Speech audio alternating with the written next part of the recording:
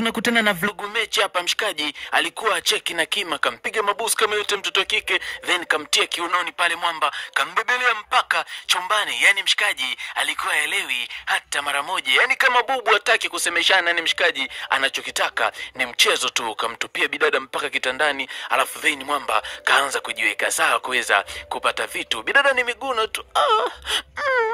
Wewe mshikaji kachomoa kondom, lakini bidada kamzuia pale. Iachana nayo. Mwamba kasema kuna shida mami. Basi mwamba kilichofuata akaanza kumpelekea moto mtoto wa kike. Ni minjunjo tu, ni minjunjo. Lakini baada ya minjunjo, huwezi kuamini kwamba bidada alikuwa akilia na alikuwa akijutia kitu ambacho amekifanya, kwa sababu anaonekana alifanya akiwa amelewa. So kwa sasa hivi alikuwa akijutia na akilia vibaya mno. Huyu bidada anakwenda kwa jina la nani hatujui, na yule mshikaji ni nani hatujui, wana mahusiano gani hatujui, nani kwa nini analia, na kama angekuwa ni mpenzi wake wai alie baada ya hili tendo, na kama alikuwa amelewa baada ya kuweza kumaliza tendo ni kwa nini analia. Basi bana, tuweze kupata historia fupi kabla lile tendo kuweza kufanyika. Tunamwona mshikaji hapa alikuwa akijiandaa kuondoka baada ya kuweza kumtembezea bidada minjunju ya kufa mtu, yani limjunja kinoma noma. Amka. Huyu mshikaji anakwenda kwa jina la Shanko. Oya amka bana, no kuweza kumtembezea, alikuwa amelewa.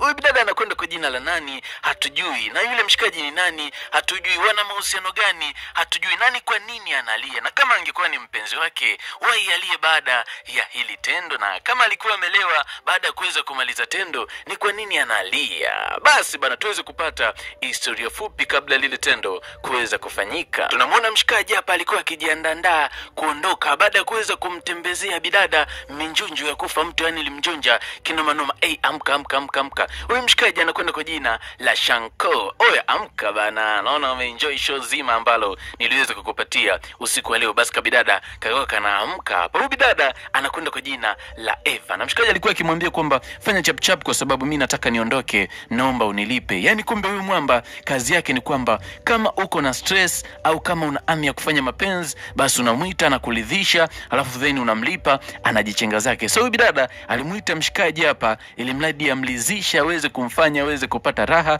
kwa sababu alikuwa na hamu ya kufanya mapenzi, then anamlipa alafu mshikaji anajichenga. So hapa mshikaji alikuwa kidai chake kwa sababu kumekucha, lakini bidada bado alikuwa anahitaji mshikaji aondoke. So kwa maana hiyo alikuwa akihitaji amlipe tena alafu mshikaji aendelee kubaki. Mwamba akamwambia kuna shida, yani wewe uko noma sana, mimi nakuaminia, fanya hivyo kama walivyopanga. Na mshikaji akawa anamwambia kwamba kiukweli wateja kama nyinyi ndio nawatakaga.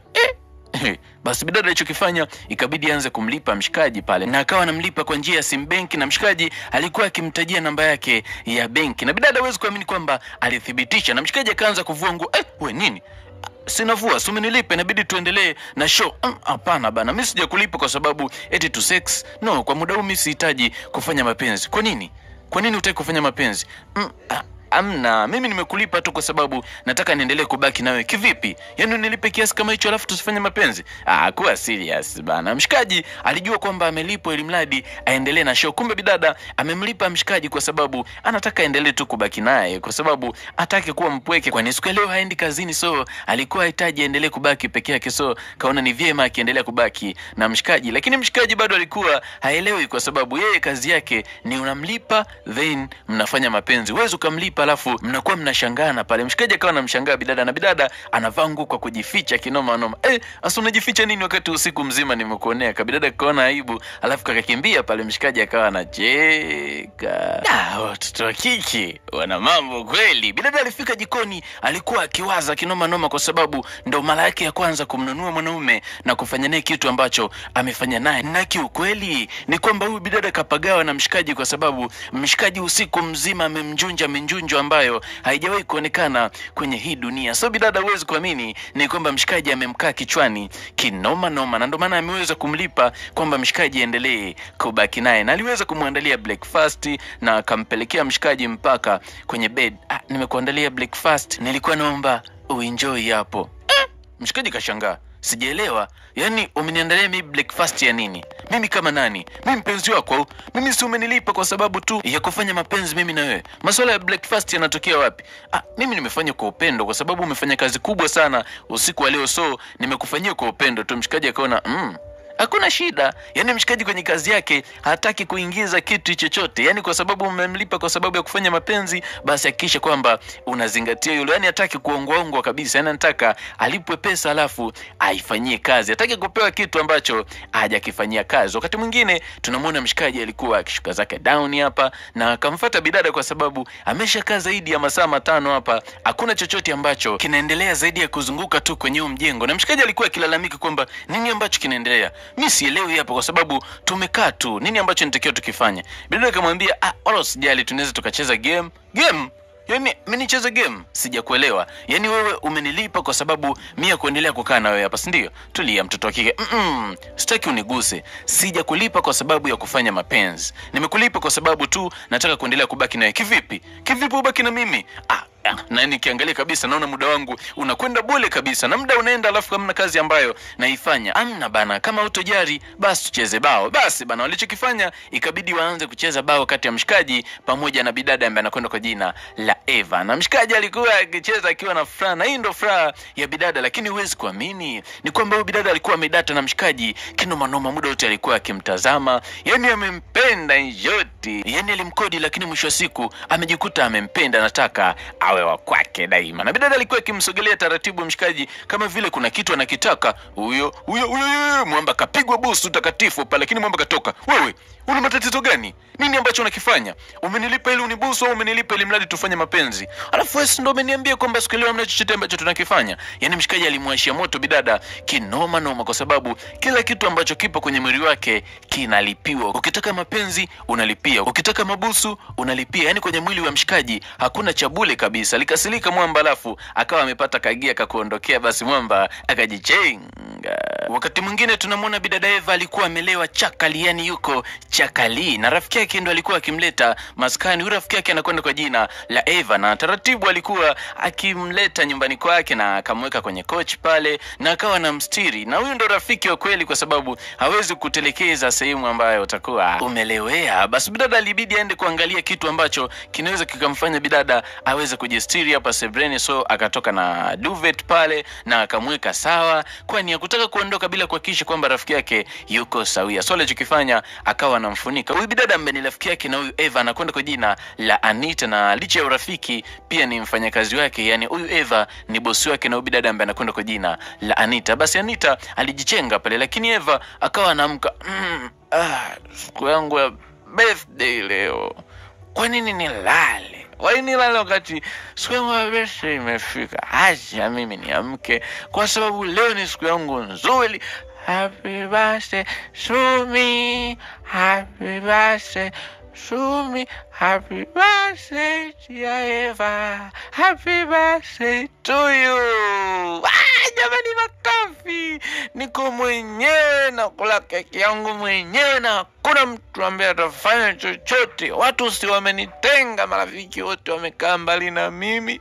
Hakuna mtu, nakula keki mwenyewe. Yani mimi sijari. Yani bidada akawa anakula keki huku akijifariji. Unajua kwenye hii dunia unaweza kuwa na pesa nyingi, lakini mwisho wa siku ukakosa watu wa kukupenda, yani watu wa karibu ambao watakuwa ni marafiki wa kweli, marafiki wa damu, yani watu ambao watakupigania kwa kila jambo. Unaweza kuwa na pesa nyingi lakini ukaikosa furaha ya kweli. Ndio huyu bidada kama unavyoona, siku leo ni siku yake ya birthday, lakini hakuna mtu ambaye yupo karibu naye akisherekea na yeye. Hana mtoto, hana baba, hana mama, yani hana mtu yoyote kwenye hii dunia. So alikuwa akijifariji kwamba yes, mimi ndo mimi, yani acha nifurahi mwenyewe leo, siku yangu ya leo. Jamani marafiki, asanteni kwa sababu mmenitenga. Asante, hata peke yangu mimi nitafurahi. Basi bana, wakati mwingine pale vokuche tunamwona bidada alikuwa akiamka na kichwa ilikuwa ina hangover ya kufa mtu. Lakini cha kushangaza ni kwamba anamkia kitandani, na mara ya mwisho alikuwa amelala pale chini kwenye coach.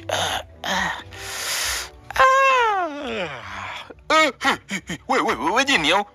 Alishangaa kumwona mshikaji nyumbani kwake kama jini. Amefikaje? Wewe vipi umefikaje hapa? Kuchungulia. Jamani nimeliwa.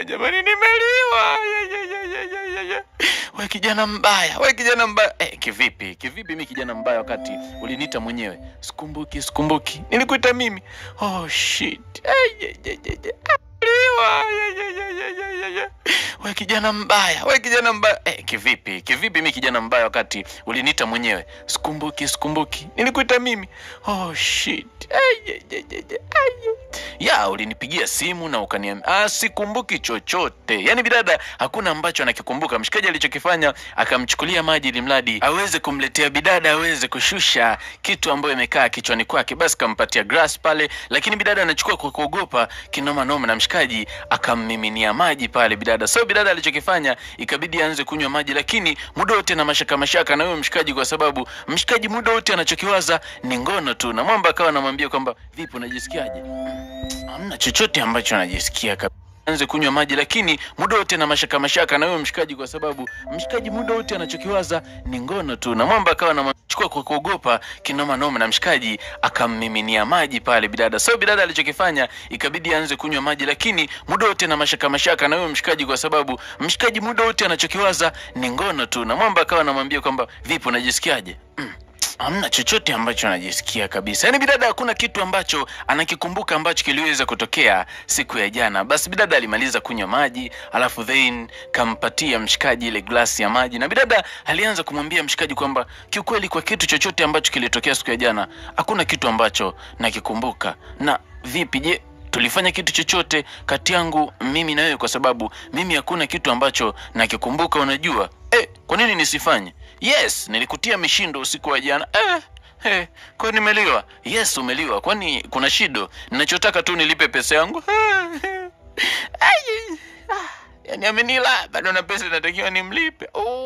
Yaani bidada alikuwa anafanya hivi, lakini sio kitu ambacho anakipenda, na ndio maana kila akifanya ni lazima ajiraumu sana. Wakati mwingine tunamwona mshikaji na baba mwenye nyumba ni kwamba licha ya mshikaji kuweza kuupushi mwili wake, yani kuuza, ni kwamba mwamba ni msumbufu wa kodi kinoma noma. Na siku leo baba mwenye nyumba alikuja kumchimba mikola mizito, lakini mshikaji bado amekuwa ni mbabe, ana force. Ndio kwa mara ya kwanza naona mpangaji anagombana na baba mwenye nyumba, yani anabisha kutoa kodi, na baba mwenye nyumba alimwambia utama hapa kudada deki zako ni lazima utama. Yeye ntama ndio kinyumba chenyewe hichi, hamna nyumba yoyote hapa. Alafu mshikaji akawa amezamandina hapa. Wakati mwingine tunamwona bidada pamoja na mshikaji walikuwa wametimba hapa. Kama kawaida ni kwamba bidada alimuita mshikaji kwa sababu ya kuja kumfurahisha, na mshikaji aliweza kufanya hivyo, lakini cha kushangaza ni kwamba kati ya hao wawili kuna namna mapishano yalianza kujitokeza, kwani bidada alikuwa akimdharau mshikaji na kumwambia kwamba hivi wewe utaishi maisha hayo kama lini?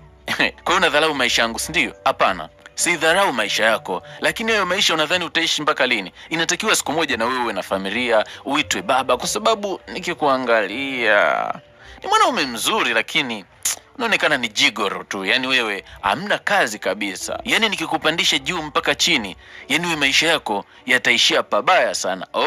Hicho tu ndo unaweza kukisema, lakini hicho kitu kidogo tu ndo kilichokumaliza wewe, na ndo maana uishi yani ukauki kunipigia simu kila siku unaniita. Wewe ndo kuniambia mimi vitu kama hivyo? Yes, kwa nini nisikwambia? Kwa maana hiyo umeanza kujibu, si ndio? Amna, wewe ndo unajihisi tu vibaya, ila mimi nafanya hivyo kwa sababu nahitaji imani, na unafanya hivyo kwa sababu unautaka utamu wangu, yani unaitaka ile kitu. Bidada akasema, toka nje. Mshikaji akakaa pale. Sijakuelewa unamaanisha nini? Nimesema hivi, toka nje ya nyumba yangu. Get out. Mshikaji akawa anashangaa. Kivipi? Unanifukuzaje na bado hujanilipa? Hakuna kitu ambacho tumekifanya mimi na wewe. Nimesema hivi, toka nje. Yani bidada kutokana na dharau za mshikaji kumwambia kwamba eti yeye anamuita kwa sababu anautaka utamu, yani anaitaka ile kitu. Bidada akaona mbona kama nimeonekana mdhaifu, na ndio maana alichokifanya ikabidi aanze kumfukuza mshikaji hapa. Na huwezi kuamini kwamba mshikaji ataondoka, anachokitaka ni pesa yake tu. Bidada alipotoka kuoga anashangaa anamkuta mshikaji hapa. Si nimekuambia utoke nje? Yani mimi sitaki kitu chochote kutoka kwako. Hapana, usinidanganye, kuna kitu unakitaka. Bidada kafungua mlango. Niko serious na ninamaanisha. Nimesema hivi, toka nje. Mshikaji kaleta ubishi, alipigwa kofi pale. Nimesema toka nje nyumba yangu kabla sija kutembezea mtimbo. Wewe jichanganye. Wewe ni mtoto wa kike tu, huwezi kunifanya chochote. Alafu mimi wanawake huwa wanipigi kibao. Bidada akasema nimesema toka nje. Toka nje. Yani bidada ilibidi ya force na kumbuluta mshikaji kuweza kumtimua nje ya nyumba yake. Kampatia begi, yani bidada alikuwa na fujo kinoma noma. Huyo bidada hapendi kumdharau. Yani hajapenda kabisa mshikaji anavomdharau, eti yeye anamuita hapa kwa sababu anaumisi utamu wake, yani anaimisi ile kitu ya mshikaji. Wakati bidada anafanya hivi kwa sababu amejikuta tu kama vile anaanza kumpenda mshikaji, lakini mshikaji unadhani atatoka? Alifika Sabrina akakaa pale, siondoki bila pesa yangu, alafu mwamba akapoa. Yani analala hapo hapo mpaka alipwe pesa yake. Ulivyokucha rafiki yake na bidada basi alitimba hapa, kwa sababu kama unavyojua ni kwamba bidada siku ya jana alilewa, alafu hajatokea kazini siku ya leo. So rafiki yake aliamua kumletea baadhi ya kazi aweze kuzifanyia hapa hapa maskani, na mshikaji alikuwa anatoka hapa na bidada Anita akawa amemuona mshikaji. Mambo vipi? Mimi niko poa kabisa. Nimefurahi sana kukuona. Mimi naitwa Anita. Na mimi naitwa Shanko. Basi bidada alifurahi sana kumuona mshikaji, lakini huwezi kuamini ni kwamba sio kwamba alipenda, hakupenda kabisa kumuona huyu mwamba. Nafurahi sana kukuona shemeji yangu. Yani kuna namna alikuwa akimnafikia huyu mwamba, lakini mwamba baada ya kuondoka, huwezi kuamini ni kwamba bidada alikuwa akimwambia kwamba vipi wewe na huyu mwanaume? Kwani kuna shida? Ngoja nimwangalie kama atakuwa amezama, kwa sababu walikuwa wameshaanza kumsema kivipi? Yani wameanza kutembea na majigolo. Huyu namfahamu, namuonaga Instagram na kazi yake ni kujiuza.